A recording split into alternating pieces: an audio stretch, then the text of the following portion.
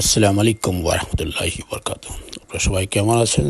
জানি সবাই ভালো আছেন এবং ভালো থাকবেন, দোয়া করি। আমি আছি ভালো, আলহামদুলিল্লাহ। ঈদ নিয়ে সবাই ব্যস্ত, আমি একটু ব্যস্ত।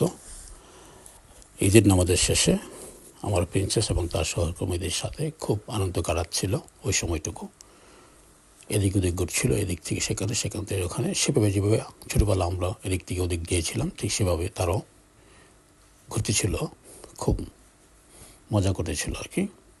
আর সেই সময়টা আমি ঠিক ধরে রাখলাম যেন আমার যখন মনে চায় তখন যেন আমি দেখতে পারি, সাথে উদ্দেশ্যমূলক আপনাদেরকে শেয়ার করা। যাই হোক, ঈদের দিনের নামাজ শেষের পরে যা হয়, পার্কে ছিল ছোট্ট একটা পার্ক, বাচ্চাদের একটা এরিয়া ছিল, সেই এরিয়াতেই আমার মেয়েরা খুব মজা করছে আর কি। আপনারা তাদের জন্য দোয়া করবেন, তারা যেন বড় হয়, লেখাপড়া শিখে মানুষ হতে পারে।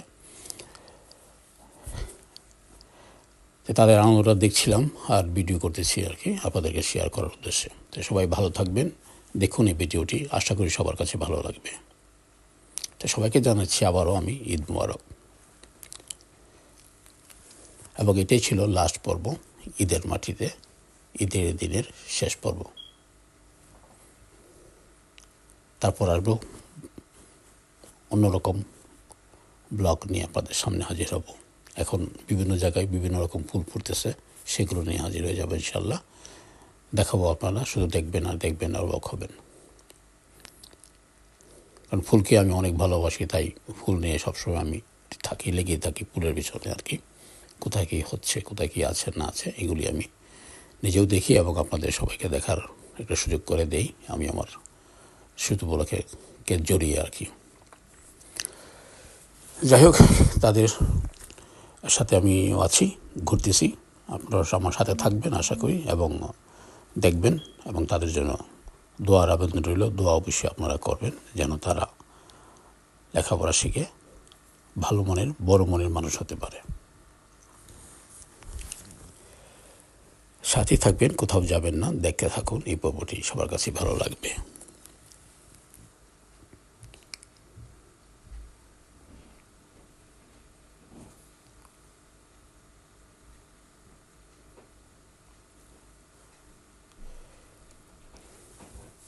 সবাই অনেক আনন্দ মেচে আছে, খুব আনন্দ। দিনটাও ছিল বেশ ভালো, এতটা ঠান্ডাও ছিল না। সবাই দৌড়তেছে, এখান থেকে ওদিক ছুটছে, কার আগে কেউ উঠবে, মানে কার আগে কে যাবে আর কি, এদিক ওদিক ঘুরতেছে।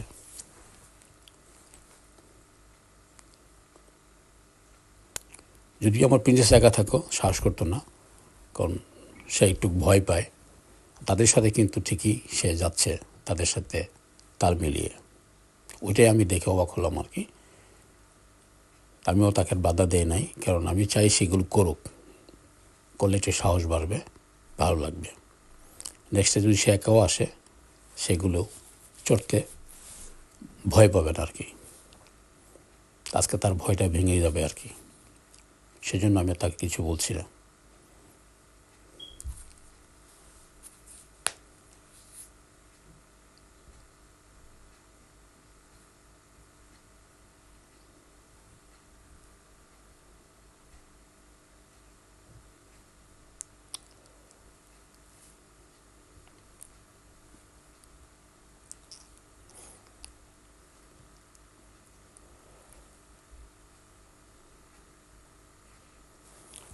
অনেকক্ষণ হলো, এখন আমাদের যাবার পালা, সবাই চলে যাবে, কেউ থাকবে না।